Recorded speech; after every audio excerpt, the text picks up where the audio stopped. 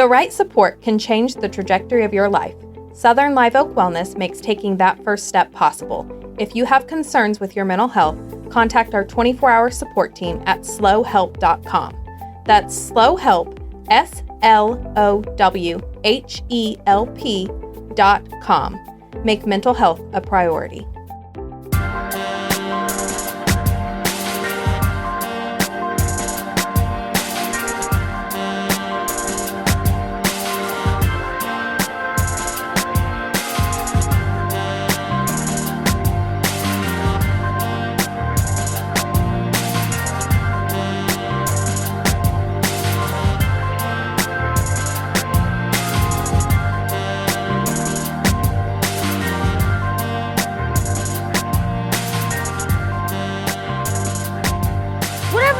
You want wax, get waxed. Put this on the pod.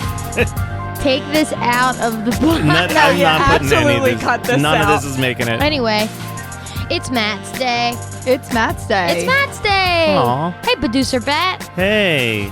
You've been wanting to do this one for a long time. Well, my original intention was I was going to rewatch the series and then pick my favorite episode. Mm-hmm.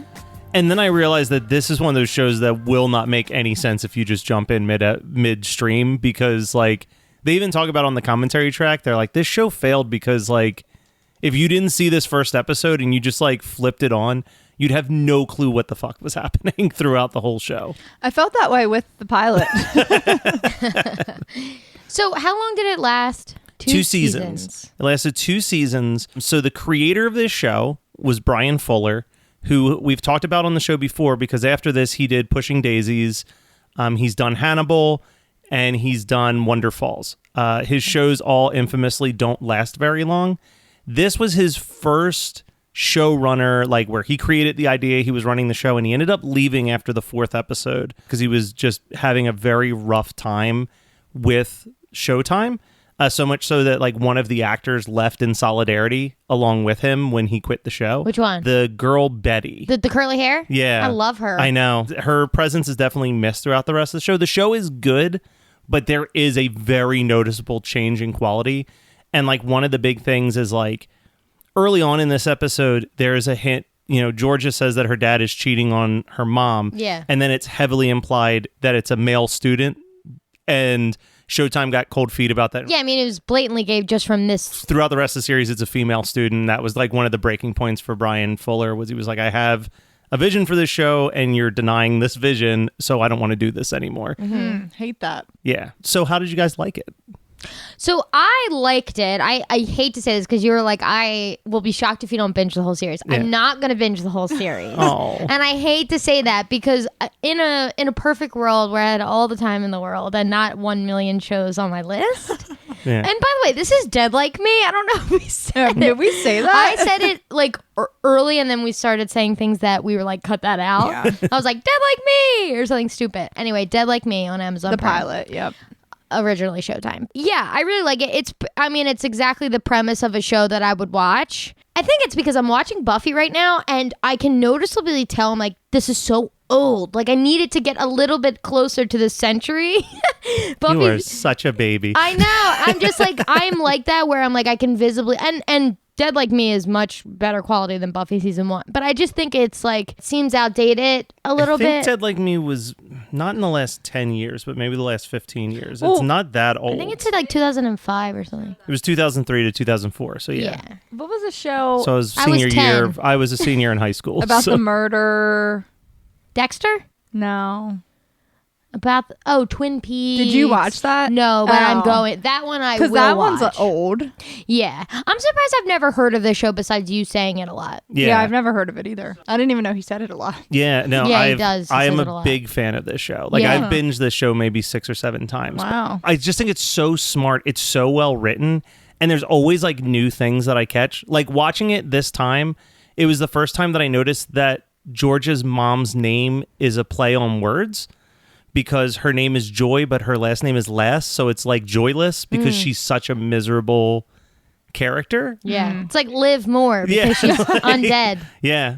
iZombie reference. I really, really have always enjoyed this show. And I mean, we'll get to it at the end, but I think Rube's speech at the very end about what happens at the end of the episode is like one of the most powerful speeches about death that I've ever heard. But yeah, I just think that this show is so unique. It's so different.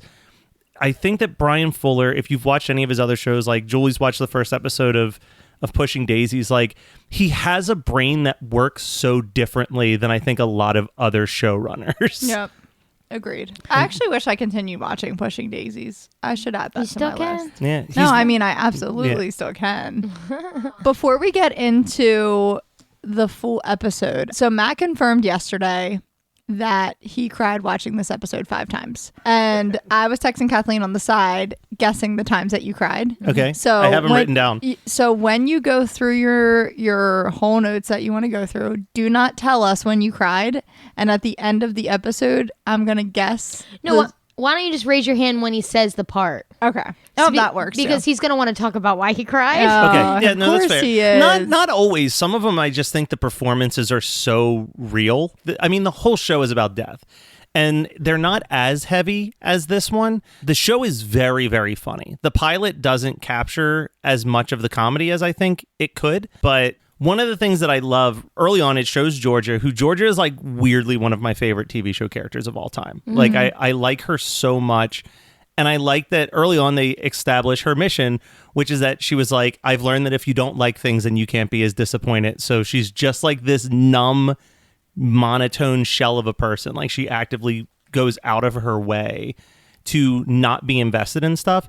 And what I love about this show is as you watch it, she kind of learns that the thing she's best at is being a Grim Reaper. Like she's very good at it. Mm-hmm. One of the hints, even in this episode, is like, I think they call them not the groundlings. Gravelings. Gravelings. The Gravelings. She can look at them dead on and see them. Yeah. But when she asks Rube about it, he's like, oh, you might see them out of the corner of your eye. So she's more skilled than her own boss at a certain aspect of the job from day one. Yep.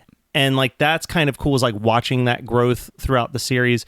But another thing that they hint at early on in the show is she sees that whenever someone's dead, they rob them because they don't get paid for being a Grim Reaper unless they want to get a job. So she gets a job at the temp agency as her big blue eyes, as her personal assistant. So like all of the people from that Happy Time temp agency in the beginning of the episode are like series regulars throughout the rest of the show. That's why they have that weird shot of just the secretary staring at her awkwardly. Yeah. I was going to say, because they spent a lot of time in that temp agency for them to not matter. So that makes sense. And okay, so this was like an hour and 13 minutes pilot with like commercials on Amazon Prime, whatever it is. Did you actually have commercials? Like minute Mine just did commercials. like a spinny thing and then it would start. Oh, mine had like 60-second commercials. But normally it's like a 42-minute 42-minute hour show, yeah. Okay. And this was like before Game of Thrones, where like if they had an hour, they filled the full hour. This is when cable treated it the same as normal TV, where it's like, okay, it's going to be at most, you maybe have a 50-minute episode here and there, but it's usually 42 to 45. And they do kind of turn into like these fun, like some of the episodes are like, in this one, we get the benefit of seeing like people die and immediately kind of move on.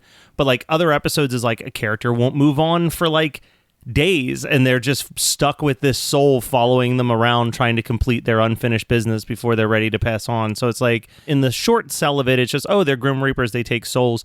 But in reality, it's more like they are there to prepare people for letting go of life. And it's a lot about like kind of cutting loose from the things that keep you tethered here and like going off to somewhere better. Now let me ask you, did they wrap it up or was it just canceled? It was canceled, and then they made a very unsatisfactory straight to DVD movie that was supposed to like renew the series, but it was so disliked by all the fans, which is a bummer because the ending, I was like, ooh, I like where this is going. But I was also like, it's fine. Like, it's a fine ending. But like the first two seasons, the only 2 seasons are really, really well done. I think it's like maybe 22 episodes total. Oh. You're going to binge it. I was going to say, you'll knock it out in a See that weekend. smirk? I know. She's going to end up binging it. She's fake. Well, the show, you focus on a lot of these characters throughout. So like a big portion of the show actually follows George's sister, Reggie, and how she deals with losing her sister. I'm glad. Yeah. And it turns into like she just starts stealing toilet seats obsessively because it's what killed her sister. And then they develop into this thing where maybe Reggie is smart enough to figure out that Georgia is this other person, is like a subplot throughout the show of like, does Reggie know that she has her sister still with her? And it dabbles into a lot of heavy stuff, but I think that there's just a lot of really powerful scenes throughout the show. But the first like 15 minutes is it's almost like Office Space. It's just a miserable character working in a really shitty job. I love the awkwardness of her talking to the one guy where he's like, wait, there was supposed to be another folder here. She's like, folders don't just disappear. She's like, they do if they fall through an elevator shaft. And I really didn't even know if that actually happened, or like the way that like they show it. Yeah. It's like, did she just make up that something fell through the crack, or did it actually fall through the crack? And where does stuff go when it falls through It that? just hits the bottom eventually. But like, what if you drop something down there? Is it just gone? Oh, no. Yeah, I mean, you could probably get a janitor to like open up an elevator door on the bottom floor, but I would be terrified to ever walk into an empty elevator shaft. No. It's like in The Magicians when they go into the etheric realm and it's all socks. Yeah. And all the missing socks, the mismatched socks go to one place. I thought Georgia was broody and charming. I was like, okay. It took me a few minutes and then I decided. I said, I like her. And I IMDb'd her. She doesn't do much No, after. she retired, I think, after 2013. Yeah. One thing I couldn't decide before I then read the description of the show, and she ends up saying it, but I was like, how old is she supposed to be? Yeah. She's one of those people who it looks like you could have pitched me 12 Yep. and you could have pitched me 26 and I would have been like, okay. Yeah. I mean, 18 works for me. She appears in, so Brian Fuller has, like, they refer to it as like the Fullerverse, all of his shows that he's written. So this takes place in the same place, like in the same world as Pushing Daisies. And there's like little hints to it. Like the place where she's getting interviewed is called Happy Time Temp Agency. And in an episode of Pushing Daisies, the one character has to go undercover at Happy Time Temp Agency. So it's like little stuff like that. Yep. But in Hannibal, which he wrote, which was her last acting performance, she plays a character in an insane asylum named Georgia, who's convinced that she's dead and keeps killing people because she thinks she's a Grim Reaper. Whoa. And like, I kind of love when that happens. Okay, though. that's amazing. yeah, like that. I was like, that's so, and that's like 20 years after the show aired almost. Like, it's like, that's so fucking Okay, cool. that suggests that this whole show is like, In her head. yeah. That's really cool. Now she's Yeah. definitely watching it. Well, Hannibal's been on my list for a long time. Yeah. I hear that one is really good. I think, and I've said this to you before, if you can get past the kind of cheesy CGI of Brian Fuller shows, I think Brian Fuller is like just your type of showrunner. Like he's just very about framing shots and like making things really pretty. Like I think the scene where Georgia gets hit by the toilet seat and there's this huge explosion, which is like crazy to like, that's like a movie level explosion when that toilet seat hits her. But it's such a I think it's like the only word I can think of is like choreographed. It's such a well choreographed scene of her going through like the stages of her death and like all of these different Grim Reapers coming out, and like there's these extras running all over the place during the commotion, and like they can see two of the characters but they can't see her, and it's just so well constructed for you to like see all of this chaos, but then it's all about the dialogue that's happening there. Yeah, if I can get over the CGI of sending revenants to hell in Winona Earp, I can get over any CGI in the whole world, because that is fucking brutal. There's a lot before we get into it, we'll talk about it more when we do. There's a lot of cool concepts just in general in this, like specifically, I mean, the soul is probably the best one of all of it. Like your soul will expire was probably my favorite, but once we get through it, there are a lot of cool just like things to really make you fucking think in this episode, which is cool. Maybe I will watch it. I feel like you will. They even address it a little bit in the dialogue, but I like that the show actively tries to stay away from any religious aspect of it. Like even she's like, so is there a God? It just ends on like, well, I don't know, what do you think? And then that's the end. You never bring up the conversation again from that point. Like it's just, they don't introduce it in here, I don't think. I don't remember them introducing it in this. But Rube, who's kind of like the head of all the Grim Reapers, every morning they meet in the same waffle shop. So all of the people in the waffle shop become characters. Like the waitress is a main character. The chef is a main character because Rube loves the chef because he's so good at cooking his bacon and eggs. Yeah. But they meet every morning and Rube just has a stack of Post-it notes. and no one knows where they come from, but he's just like, here's the people that you have to kill today. And he just gives them all these Post-it notes, and that's like their assignments for the day. And then they like go off and like do their normal lives, but they have to be there to claim the souls at the specific times based on the Post-it note. Yeah, I liked at the beginning when Georgia's pretty much like, and a Post-it note, like, that's fucking rude, and like, whatever. And then later you see Mandy whatever, writing on the Post-it note, and I was like, yeah, okay. Like, it is so, I like parking meter girl, because she's just like savage and is like, whatever, dude, like a fucking parking meter person would be. So I listened to the commentary track. I watched this once as itself, and then I watched it a second time with the commentary track, and she's so funny on the commentary track for this, because she's like, I didn't understand what this show was because I only read the scenes that I was in, and I thought that I was just an extra. Like, I didn't think I was going to be on the rest of the show. That's hilarious. When I first saw that scene and like they don't tell you that she's like a Grim Reaper, Yeah. I'm like, what the fuck is this cop doing? Just like not giving a fuck that like a piano just fell on top of somebody. Well, and I love that leads into like later on when she's with Mason as they're doing the bank. Like, the whole bank scene is hilarious to me. I agree with that, yeah. But when she's like, oh, she's going to slip on a banana, someone's going to slip on a banana peel and die. He's like, that seems a little weird. And she's like, I just watched them drop a piano on somebody's head. Like, I don't think they're trying to like stray away from cliches here or whatever. Yeah, that's good. I think Mandy Patinkin thinks he's better than everybody else. yeah. I used to love Mandy Patinkin because I'm such a Criminal Minds fan, but he left Criminal Minds in such like a bad way. Do you know that story? He's got a bad rep a little bit as an actor, which is a shame because it's like he's Inigo Montoya from Princess Bride. Like, he's all of these great characters. Yeah. And I will say that one of the biggest issues with the movie is that he didn't want to come back for the movie. And like, his presence is very much noticeably missing. They were talking about that on the commentary too, where she said, like, reading the script, I thought that the character was a sarcastic asshole, but there's something about the way that Mandy Patinkin says all of his lines that it doesn't come off sarcastic, or it almost comes off very fatherly and like protective with everything. I love, when he keeps calling her Peanut for whatever reason, and then like, yeah, he's at one point he's like, I love you, but we gotta go, or something. Yeah, he's like, I love you, Peanut, but you're cramping my styles. You're hanging out with Mason for a little bit. Yeah. Yeah, his thing on, so he was on Criminal Minds for the first 2 seasons, but he was the main character, like the guy for whatever the unit. And so he left, but basically he was like, it's disgusting and brutal and the Criminal Minds should be stopped. Like, why are we putting this on film? Like, why are we doing this? This is disgusting. Like, okay, it went on for 15 more seasons, so chill. I do kind of agree with him though. There's some like scary ass episodes of Criminal Minds. Of course, but there's also like, I mean, they're scary. I mean, I'm scared of everything, so but there's also every horror movie in the book is scary, and I don't know. True. I mean, you're right.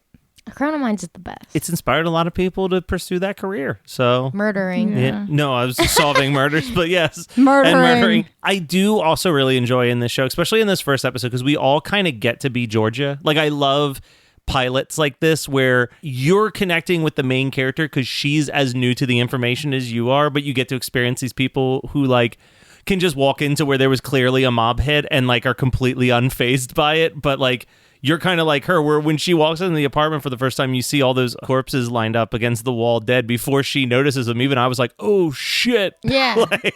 And then he's just so like, oh, don't worry about these corpses are going to be gone. This is a professional hit. They're going to send a cleaner and they're going to take care of it. I kept thinking that if death wasn't so, like, of course in this show I'm assuming like the things are going to be like witty and the people they meet are going to be like whatever, and there's different divisions you can be in. So she's in like the suicide murder or whatever, which is probably the worst one to be in, I would assume. Yeah. I was like, this wouldn't be a bad gig. Like, I actually wouldn't mind doing this. I was going to have a question to ask both of you, which was like, if you died but you got to be a Grim Reaper, do you think that would like soften the blow of dying or make it worse? I think it could go either or. Like, at least you're like still kind of living if you're a Grim Reaper, and like you could be nice and reassure these people. Like, it's kind of like a good deed. But also at the same time, I don't know if I would enjoy watching people die constantly. It seems like you get used to it. Yeah, but like I can't. I've seen the movie Hardball 1,000 times and still cry when G-Baby dies. That's true. So I mean, it's its own kind of hell, like purgatory. You're living in this world that you used to live in, but you can't live in it the same way. Yeah. So eventually you'll get there. But like the scene with her mom, I was like, damn. Yeah. First of all, you're gonna give yourself away. That's one of them. Yeah. Oh, okay. Julie raised her hand because Matt cried there. Specifically when she's talking about the doll and whatever it's called, I was like, I hope that's what it's called and not a nickname she had for it, because then it's just really giving it away. So I think they changed the name for legal reasons, but it's clearly a statue of the Frankenberry cereal mascot. Yeah. But she calls him Fruity Berry, so I'm like, oh, they probably couldn't get the rights to Frankenberry, so they're just like, oh, it's Fruity Berry. The scene where she's talking to her mom doesn't upset me as much as when she asks her mom what was her daughter like, and she was like, she was a pain in the ass. Yeah. But then she goes to that like awesome speech where it's like, but she knew more than a lot of other people, and she was smarter than she allowed herself to. Like, it's like this one of those weird things where it's almost like they talk about like, if you could be at your own funeral and hear what people say about you, like, yeah, would you take that chance? But that wasn't very, like, I don't like that. I wouldn't accept that speech from my mother. I'll tell you that right now. Oh my God, your mom. Are you kidding? If anything ever happened to you, your mom wouldn't even be able to speak. My mom wouldn't be having a garage sale. That's for damn sure. She'd be saving every single That is thing. insane Literally to me. everything. I Like, think she actually probably already saves every single Everything thing. I ever owned. Yeah. Everything. those teeth are going to go right into the vault. Yeah. Oh, I know. God. They're good teeth. Because there's also the awkward, she goes to her own funeral, which is like, really, she watches her own autopsy, which is kind of weird. I kind of would like to attend my own funeral. Sure, of course. Because you want to see like who goes, who plays like fake ass bitch where they're like sobbing, like, oh, I loved her. And you're just like, I haven't seen you in 15 years. Oh, is like, it'd be juicy to see. It's just complete narcissism to want to go to your own funeral and everybody thinks about it. Yeah. It is just fully narcissism. That's it. I kept thinking, this is dark. Okay, I'm going to say it anyway. Oh boy. In my like really exasperated dark moments where I'm like, if a stray bullet just fucking hit me in that, you might cut this because you guys are not reacting how No, I think the same thought a lot. Yeah, Continue. Like, it's like, I don't like if something insane happened and just chopped my head off right now, and I didn't have to like see it coming. That would kind of be fabulous because I don't feel like dealing with this right now. Dude, that's like Oh, Kenny. I thought you were going to go somewhere else. My thought process was, so at one point I drove to Pittsburgh to record like 7 episodes of One Hit Thunder. And as I was driving home, it started to rain. And there was all these 18-wheelers on the road. And I was starting to get worried. And my worry was, God, if I die, I hope someone salvages that great content that we recorded and still releases it. Yeah. No, I'm like, just like, hit me with a stray bullet. Kenny can be like that sometimes too, but his is more like dramatic. Like the one day, I mean, he's been like really congested and it's been like weeks and I'm just like, I don't know what to tell you. Like, get some Dayquil, call a doctor. I'm done. I don't blow your nose. Like, I don't know. The other day he was home from work and I was like checking in on him, trying to be like a nice wife, whatever.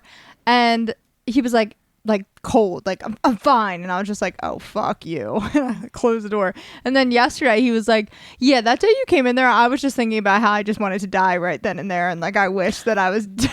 Boys are the worst when they're sick. Dramatic. But I don't ever have the thought of like, I just wish a bullet would come and hit me in the head.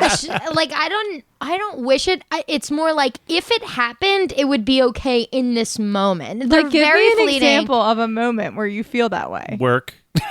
Like general work day. No, Because you like work. No, I don't. Oh, I thought you did. Who likes work? That's sick. True. That's what I always say. I'm like, you never find a job you love. No, it's like a jokey thing. Like, I would never joke about fucking suicide, of course. No, of course not. But I'm just talking saying, like in this moment, I'm watching the show. And spoiler alert, she gets whomped by a toilet seat and explodes on impact. But she barely sees it coming. She turns around, looks up, and is like, ah, fuck, and gets obliterated. And I was like, not a bad way to go. Like, honestly, if you're going to choose the way to go, getting just fucking decapitated by accident when you're not paying attention, and if you're like a little stressed out in that moment, it's just better. take the stress away. It's better than like dying for months in like a hospital bed. Yeah. No. yeah, I mean, I always said that if when my time comes, I hope it's nice and quick and painless because I'm a baby. I can't even get a shot. Also, like, she didn't. I mean, I guess if you're panicked, you just stand there, but she had plenty of time to move. Well, I don't think she realized what it was at first. I thought Yeah. this whole time it was a comet until you guys started saying toilet seat. Yeah, they show you the toilet seat breaking They say apart it. in the Yeah, they say it. And then they keep referring to her as Toilet Girl throughout the rest of the series. Like she just carries that for the rest of her life, is that she died by a toilet. One of the things that stuck out at me when I was watching it this time is, the Guardian Angel, the Grim Reaper takes her soul, and then he immediately disappears. And they say you never know when your last one is until the second you take the soul, and then you kind of know that it's your last one. And they cut to him, and he's got like this weird look of like excitement and sadness on his face before he just like blinks out of existence. But they say like, yeah, we try the really messy ones. We try to like take the soul before it happens so that there's no pain. And then the piano falls on the girl, and Roxy doesn't collect the soul until after it happens. And even Rube's like, it's classless. Yeah. That's one of those things that I wrote down to be like, I like that piece of it too. Yeah, well, and there's good continuity, so much so that like there's jokes that I didn't totally understand until recently, like because so much of the dialogue is like rapid fire, where like she lists off the things that Joy hates, and it's like the word moist. That word sucks. But then one of the other ones is like she's got a fear of balloons, and that her saying that when I was watching it this time was the first time I understood why she freaks out when the person walks into the funeral with the balloons. And she's like, get those the fuck out of here. I actually second the balloon fear. Like if someone's holding a balloon, like pushing it like they're going to pop it, it stresses me the fuck out. I think it's the scare of the pop Yeah. that I don't want. I wouldn't necessarily say like if someone walks in with balloons, I'm like, get out. But when people try to like pretend to pop balloons, I don't like that. Just don't do it. Suck the helium, talk funny, and that's it. I'm going to mention 3 of the cries because they've come up a couple times and you've never acknaged them. Hold on. Can I read what I said? Yeah, read what you thought. Because I also like almost forgot we were playing. When the little sister's alone at the funeral. Yes, but that's the second one. The ending with the little girl. Close. I'll explain the scene that specifically upset Or me. the crash. No. Oh, the ending. No, it was specifically it's specifically when she sits down next to the little girl and she's trying to get to know the little girl better, and she's just like, do you like going to amusement parks? And the girl's just so cute, and you know that she's so gonna die. You're just like, oh, this is so like they do a great job of putting you in like all of her emotional distress in that scene, because you are just as equally like I love that when she first sees the one woman, she's like, I just started to fantasize about how much of a bitch I hope this person was, and then she turns around and it's the little girl, and you're like, oh. Yeah, there's something that, I mean, I hate death in movies anyway, but it's like inevitable. But little kids dying, you just hate to see it. You hate to see it. But that shows that I got 3 out of 5. So you did get 3 out of 5. I would say the other 2 that's an A on my was Georgia going through the stages of grief after she died, and there's the one part where she's just like, I'm just 18 years old. You cried at that? I cry when she's like, it's not fair. Like, can't you just take someone else? Like, she's like pleading with them. And I just was like, oh, God, I think I would do the same thing. That's because you love her. I do. Oh, I love Georgia. Like, we wouldn't cry there because we don't know her yet at that point. We're like, we just met her at that point. Yeah. 20 minutes in.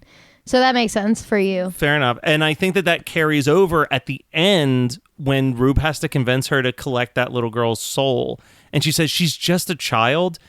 And you can kind of tell in the way that she says it, she's still talking about herself in that moment, too. Like, she still feels like this is so fucking unfair. Yeah. I don't know. I think it's legitimately one of the best pilots ever written. Like, I just think it's so smart. You know, I've talked about this on other shows before, because I said this about Scrubs as well, but like, it's rare that you watch a pilot where it is so clearly fully fleshed out, like what the show is and who the characters are.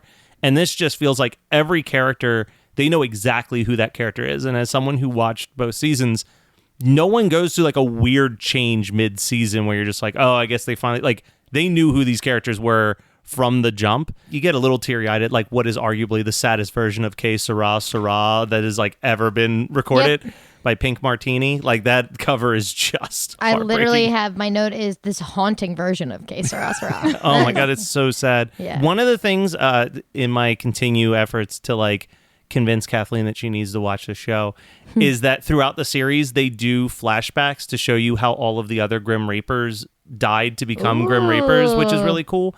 But when they mentioned earlier that like you never know when the last one is, you just do, like, you just kind of blip out. That became really useful, like when the actress who played Betty leave. Like it was a preset rule that if an actor wanted to leave, it was very easy to just write them off. Like it was just like, oh, they collected their last soul and boop, they're gone. When I was with that rule, it makes it like Mandy Patinkin's character could be from like the 1400s for all we know, because you never know how many like your quota. Like they could have really played with it. Just tell me, how early do they go? So Betty is from, I think she was born in like 1870 something. Mason is the youngest death besides Georgia. I think he died in like the late 70s or early 80s. Rube is the only one that they never give you a full backstory on. He's haunted by his past, so they'll show you flashbacks and you can kind of piece it together, but you get strong implications that he was not a very good person. I have a definitive thing. If Mason and Georgia kiss at any point, I will watch this whole series. Oh, I don't think you're going to watch the series. Damn. Mason's the young guy, right? Yeah, they play that tension. They play the sexual tension a whole lot, but they do dab into like Grim Reapers date humans and they fuck. Oh. There's damn. Like, okay, that's interesting. It gets a little weird because then they have to like live that double life behind their partner's back. I mean, it turns into a weird thing with Georgia when she's working at the temp agency because like if she has to work 9 to 5, but someone's soul needs to be collected at 2, she always has to come up with an excuse to like not be at work so she can be where she needs to be to like collect the soul. And like they're very unforgiving about like your day job, like whatever. Your day job's the front. This is your real job. You have to do your real job. Just like Supergirl. Yeah. Supergirl is at a reporter job, and so someone needs fucking Supergirl. She's got to make an excuse and go be Supergirl. One of the other things that made me cry, and let me stress, when I say cry, I mean, and Julie knows what I'm talking about, one of these like noises and like a single tear comes down, the like I'm holding the floodgates in noise. But when her mom notices her putting the word moist on the fridge after the funeral, that got me. Yeah, that one's a little like in your face, I think, because it's like, yeah, that's a ghost. Yeah. That's straight up it showed the S moving, but how did she do that when... Oh, because she was invisible still at that point. She was still invisible at that point, but it was also, it's another one of those things that I think hints to the fact that she is better at this than she's ever been. Because he says you can't interact with things, but she's still able to figure out a way to move things, even when, like, as far as they all know, no one can do that. Like, totally. Like, I think that it does this really cool job of, like, in little ways hinting that she is extraordinary. And like, I mean, the last line for me, death is just a wake up call. Like that, like, I think that is like the thesis of the entire show. Like it took her dying for her to figure out what she was good at and how to like live a healthy life. It's a very heavy show while still being funny because that's not the last time she interacts with her mom. But like you said, the mom's going to catch her. Like, the mom becomes very familiar with her, like, earth form. The mom hates the earth form. Like, the mom thinks that the earth form is, like, a junkie that's trying to, like, rob the house. Well, that's why, like, when Georgia first looks at her new face or her glamour in the store window or whatever, she's like, I look like a fucking junkie. I'm like, damn, that actress exists. Yeah. Well, and that was another thing that when Brian Fuller left, Showtime thought wasn't necessary, was that they just fired the actors who played like the Earth versions of them. Like, I think that's another thing that kind of becomes confusing because that helps you like not think about it too much. Like when she's talking with people who knew her when she was alive, but they add in this extra actress throughout it. It's like a nice reminder of like, oh, they don't see her. This is what they see. Yeah. Like, yeah. But when you like take that away for 22 episodes, you start to forget that as you're watching. You're just like, why aren't they noticing that this girl looks suspiciously like their dead daughter? Right. They spent a month filming the pilot, but all of the other episodes, they only were given 7 days per episode to shoot. So it was like they really were given like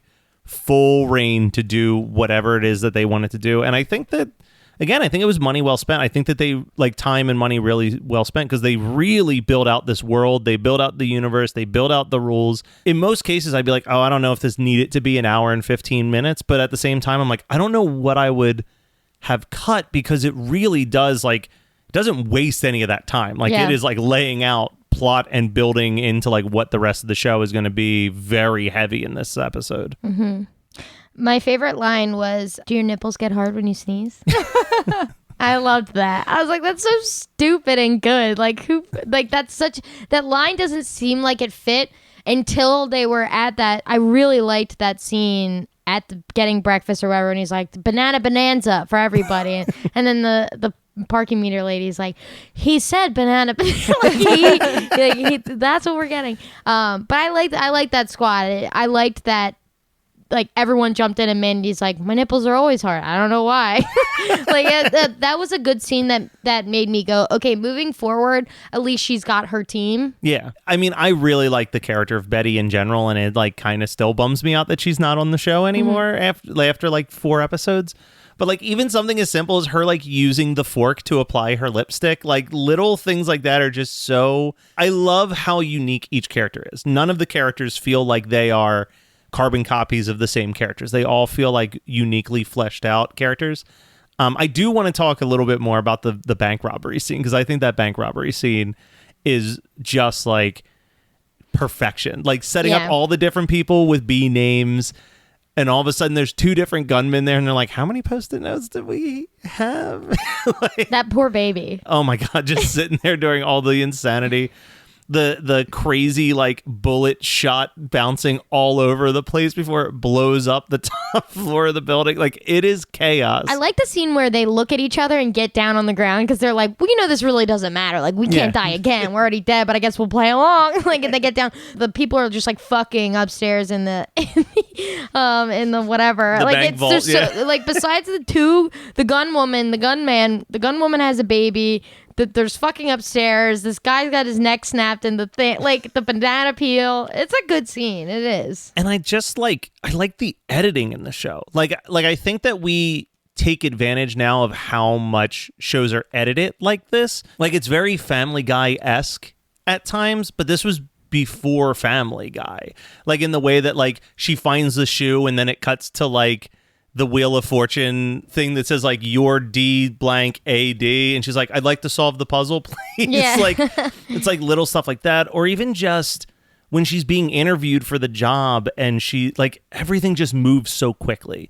So she's like, I have some experience. She's like, oh, I see you have experience working in a kitchen. And then it like cuts to this close up of her miserably like flipping a burger, and it quickly zooms out to like a brain dead dude staring at like the menu. Like, just like everything keeps cutting and moving, and like the lighting is really weird in scenes. Like, I just think that from like a behind the scenes visual standpoint, it is so unique. And then, again, to bring it back to Pushing Daisies is almost like the total opposite, where it's like Dead Like Me has all of these vivid darks. Like, it's like vivid blues and like vivid purples. Like, I just think it really leans on like the dark palette. And then you watch like Pushing Daisies, and everything is like the bluest sky that you've ever seen, and like the greenest tree you have ever seen in your life. Oh, that grass in the first episode. You're like, oh my God, I've never seen grass look so green. So green. And I think that that's what I like about like Brian Fuller just like lives in paintings. And that's, I mean, when you eventually watch Hannibal, like the thing that people talk about is like Hannibal looks like paintings. Like the thing that hooked me was someone posted a picture of corpses, like scenes of when they found corpses in Hannibal, and it's like you look at it and you're like, is that like a painting? And it's like, no, that's an actual practical effect that they made for a single shot of this show when they just flashed to a corpse real fast. And you're just like, that's fucking insane that they put that much time into it. That's interesting. I'm going back to the Family Guy comment is interesting. I've never thought about it like that. Like, you're saying something and then they cut to something really quickly. It's so easy to do animated, but every little bit you pull away from is like another set you have to rise. And then that became like the main thing. Like, that was, that Dead Like Me did it for the first couple episodes, and then that kind of went away. But like Scrubs and How I Met Your Mother lean on that real hard. Mm-hmm. Like Scrubs and How I Met Your Mother are like like sitcoms where literally it's like how much they probably spent an entire day just to get this 30-second joke in when you factor in like, oh, they made them all look like Star Wars characters, so they had to like go and get in makeup, and they had to build a whole set that looked like the inside of a spaceship, and they had to like do this, that, and the other thing for 2 lines of dialogue. That's how I felt about Jane and that like magical realism that they did, like all the like fucking wrestling scenes and the costumes they would use for certain things. That's why I started talking to you about Dead Like Me, because I think that this falls in that same magical, not as realistic, but it falls into that magical vibe that I think Jane the Virgin definitely is pseudo influenced, because like Brian Fuller is a very well respected TV writer. Like he is, I think if you ask most like showrunners who's like their favorite showrunner, he's kind of one of those guys. He was never mainstream, but he's like the mainstream guy's favorite. Like you always talk about like your favorite band's favorite band. Sure. Like that's Brian Fuller for television. Like he is like your favorite TV show producer's favorite TV show producer. But is he a nice guy? He seems great. Cool. And, I mean, that's what I care about. I mean, if he storms off the set and one of the actresses is like, I'm going with him, that's usually a good sign. True. Okay, so the last thing I wanted to do was the speech that Rube gives. You almost feel like he intentionally gave her something that he knew that she was going to struggle with so that he could have this speech with her. But I think about this speech all the time as he says, she goes, it's just cruel she's a little girl. And he goes, it is cruel. It's cruel that she's never going to know what life is really like. And it's cruel that she's going to miss out on so much love and pain and beauty. And that's sad for literally everyone else in the world except for her, because she's not going to give a rat's ass. She's going to be doing something different. I was like, that is such a good speech about death. And it's true that death affects the living more than it affects the dead 100% of the time. And like, you know, when she takes that little girl's soul off and she sees the amusement park, like, little girl doesn't care about anything about except going to that amusement park. Yeah, that's a theme in a lot. Like, death is easy. It's the living. That's the hard part. Yeah. Can Grim Reapers drink? I'll bring us back. Yeah, circle back. I'm pretty sure they can do whatever they want. Like he Well, said, do they get drunk? I think so. Yeah. Okay. I do love that one scene where he's explaining to her the difference between being dead and being undead, and he's like, no one can see you. They can see me. And that means that I get to enjoy this delicious key lime pie. He's like, certain privileges. In this type of pilot, you need the rules, and I like the way they did it. It wasn't so like in your face. It was like, oh, cool. Every little bit of information they gave you, I'm like, that was one of my questions. Yep. I love how they surprise her that she has a body suddenly. Like, she's just sitting at the diner and the waitress is asking her what she wants, and she's like... Also, my thought was, if I was undead, I would eat everything. Well, that's why I love Rube's order. It's like just like pancakes with bacon and like a side of steak. Like it's like, who cares? Sometimes breakfast just sounds so good to me. Like you just saying that, I'm like, give me a fucking stack right now with all the bacon. When you go out to eat, do you order pancakes? So it really depends on my mood. Sometimes I'm like, I'll take 2 dippy eggs with some potatoes on the side. Sure. Double bacon, like maybe some pork roll, depending on like what. Always pork roll. It depends what place it is. Sometimes it's like too thick and I'm like, ugh. But sometimes I'll go like, oh, I'll have the sausage, biscuits, and gravy. Oh, never that. Have you ever had it? No. So you're being just judgy. Don't fix what ain't broke. No, I'm not being judgy. I'm just saying for me, I see, always do the regular 2 eggs, a meat, and potatoes. No, I was gonna say whatever their special is. Like if I can get some pancakes with some eggs and a meat, like I am. Oh, you're like a Big Bopper special. Oh, what is that? Is that Memories? The Big Bopper? Memories Girl was the Big Bopper. That doesn't even Shout exist anymore. Out to Memories Girl. I'm your biggest fucking fan. Well, the best French onion soup. I was like Mr. Tom Jones for like college. You know what I mean? Like I would go and just get like, because that was back when it was like $2.59, and oh my god, it was 2 pancakes, 2 eggs, 2 sausage, 2 bacon, toast, and the juice and coffee for like $2.49. I liked that too. Like I was like, what? It's cheaper. Like I remember my roommate used to justify. He's like, it was cheaper than if I just wanted eggs. If I wanted eggs, it was $3. Wait, Mom, can you come over and tell us what you get when you get breakfast? Come on, get on the mic. Oh, mic her up. Oh, she's Donna makes her debut. She's nervous. Just walking over. I can cut it if it's bad. My favorite would be... Is she even talking into the microphone? My favorite would be sausage, biscuits, and gravy from the diner. Which diner? Aston Diner. Call it out. Aston Diner. Diner. Woo, baby. Me and Kenny actually got taste buds like one morning. We just got pickup and I got waffles. I never get waffles and they were so good, but Kenny got like what Matt was saying. It was like 2 eggs, pancake, and he ate it all. I was like, holy fucking shit. My thing is, if I'm eating carbs with it, which I am, like I'm eating carbs. It's like give me toast if I'm getting dippy eggs too. I choose potatoes over waffles and pancakes, although I fucking love it. Yeah. I love it. I love But if waffles. I have to choose, which I do because like just as a human being, you can't have it all the time. I choose potatoes and I get them scrambled because dippy eggs freak me out. Really? Eggs in general aren't like my thing. Yeah. Although I literally had to tell my niece when we're going out and getting lunch tomorrow, but it's actually breakfast. We're going to First Watch in Newtown Square, and we could go for breakfast, but your girl has to work. But I said, don't let me order an egg dish. Don't let me get something that's mainly eggs. I'm always let down. Omelets, let down. Yeah. Everything. So is that eggs across the board or only if you're going out to order eggs? So I eat scrambled eggs. Like you fine. trust yourself making eggs Oh, though I at home? trust everybody making like scrambled eggs is fine. I think I'll always, but I'll tell you when I get the special, which is the eggs and the bacon or the pork roll and the toast and whatever, there's almost always eggs left. Like I'll eat a bite or 2 of the egg and eat the rest of everything else. I feel like I only go for, as we refer to it, dippy eggs. I believe it's probably called over easy. Yes. Yeah. It's I call it mostly dippy eggs. it's mostly because it's like, well, I'm not just gonna eat like plain bread. Like I need like to add something to it. But like if you don't give me that bread, then yeah, throw me some scrambled eggs. Hell yeah. Like Sure. Yeah. I don't know why the eggs is the main part of when you order. Like it's like, oh, the meal is called 2 eggs and then you get All the bacon extra and stuff. all the good stuff with it. It's Yeah. like, well, just don't even give me the fucking eggs. I don't want the eggs. The eggs are God, weird. Of all the things that this pandemic has robbed me of over the last year, I think me and my friends randomly going to like the diner at 11 at night on a Friday Yeah.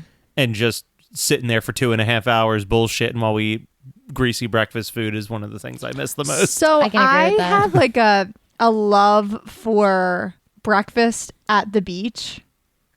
So like Oh, yeah. I love a good breakfast spot at the beach, like when you're on the beach, or like a bakery for I love donuts. Sure. And beach bakeries, they just hit different.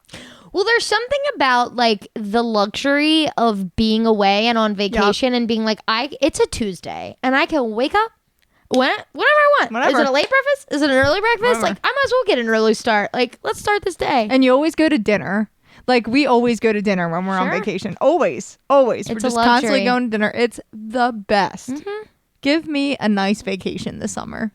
Everyone get vaccinated so I can go on vacation. This is going to be in our egg episode. Yeah. This ep- Exactly. Egg episode. Our episode. Episode. Jesus. Tune into our episode. Tune in. Toonie. All right, so I think we can wrap it up. Fucking Yeah, I think we can eggs, wrap it yo. up. We yeah. need to land the plane. We're Fucking just- eggs. Yeah. We love eggs. In theory, I love eggs, but on the plate, I on thought my she was going to bring it back to palate- Dead Like Me. No. Nope, she's still on topic. Let's see if I have anything to wrap it up on Dead Like Me as if this was my episode that I chose. Dead like eggs. Dead Like Eggs. This is what I think about when I think about the actress who plays George. Does she go to cons and have like very specific people go up to her and be like, I'm obsessed with Dead Like Me? So I was like thinking about this because I was like, what? Like I went on like a deep dive Yeah, of where being you like, at, girl? well, no, like I did. I was like, okay, she kind of stopped doing every like I just did like a quick Google search and like she's got no social media. Like I think she just like Sure. because the only things I could find clearly weren't actually her accounts. And you know what I mean? Like when you find like a Twitter account, but you're like, this only has like 7,000 followers and all they do is like retweet people that have nothing to do with this person. Like I don't think that this is Yeah. actually an actual Twitter account for them. So like I think they're just off the grid, keeping to themselves, like Nice. kind of just and like respect to it. Like I love that. The correct me if I'm wrong, but Betty Yes. is from Scream 2 yes. and she's like a sorority girl. Yep. With Sarah Michelle Gellar. Mhm. Yeah. Yeah. That's I was trying. I nailed it. and I was like, what the fuck do I know her from? I know it's from something old, and then I nailed it, and then I searched it. But I didn't search what her name, I just saw like Scream 2, and I was like, nailed it, bitch. I didn't double check that I was actually right with who it was, but I've seen it a million times. So I like her too. But she's a bitch in Scream 2, but that's okay. Yeah, that's not who she is as a person, I don't think. No. Great hair. Very good hair. Good hair. Julie, anything? Nothing. Okay. Matt, that was good. Always love your passion with the shows you pick. Thank you. We'll figure out something. I wish I was on the Scrubs one. I do too. Maybe if you pick the Scrubs pilot, I'll watch all 9 seasons of that. Oh, man. Well, just That's watch a 8 of them. commitment. No. I'm watching all 9 seasons of How I Met Your Mother right now, so I think I can do Scrubs. Well, I'm on here's the season 4. thing, and then we'll end this. The problem with Scrubs season 9 is that it wasn't supposed to be Scrubs season 9. Like, they wrapped up the show, and then ABC was like, well, we're going to do a spin-off show called Scrubs Interns. And they're like, oh, okay, cool. So they shot this spin-off series, and then ABC was like, we don't think anyone's going to watch Scrubs Interns, so we're just going to release it as Scrubs season 9, even though like none of the original cast is involved in it. Like, the ending of season 8 is perfect. It is like one of the best series finales ever, and then there's just this other season that has nothing to do with the show. Oh, okay, then 1 through 8. Yeah, like you don't need That's that fine. last season.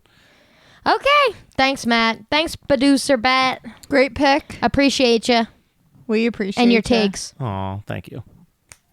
And see ya.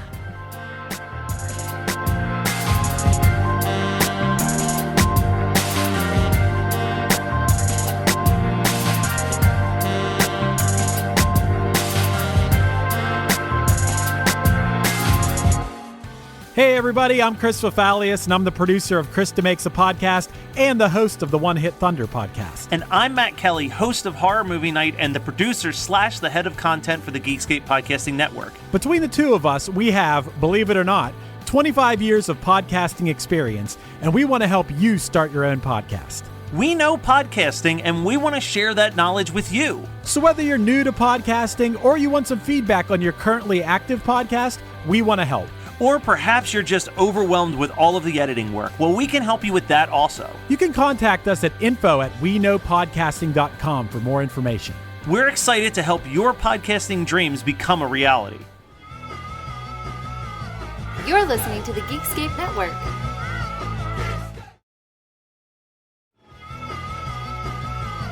You're listening to the Geekscape Network.